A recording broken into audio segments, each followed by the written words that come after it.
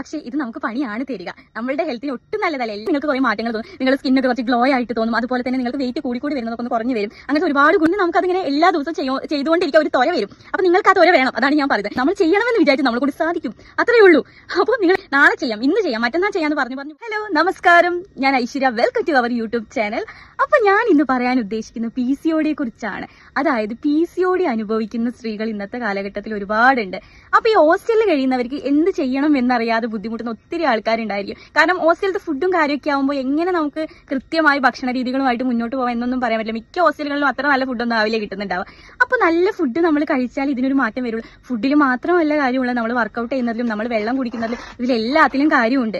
അപ്പൊ ഈ ഹോസ്റ്റലേഴ്സിന് ചെയ്യാൻ പറ്റുന്ന കാര്യങ്ങൾ, അവരുടെ ഹെൽത്ത് എങ്ങനെയെല്ലാം കെയർ ചെയ്യാം, PCOD ഉള്ള കുട്ടികൾക്ക് എന്തെല്ലാം ചെയ്യാം എന്നതിനെ കുറിച്ചാണ് ഞാനിപ്പോൾ പറയാൻ ഉദ്ദേശിക്കുന്നത്. ഈ PCOD ഉള്ള ഈ ഞാനടക്കം ഒരുപാട് പേര് സെർച്ച് ചെയ്തിട്ടുണ്ടാവുന്ന ഒരു കാര്യമാണ് ഹോസ്റ്റലിൽ നിൽക്കുന്നവർ എന്തൊക്കെ ചെയ്യും.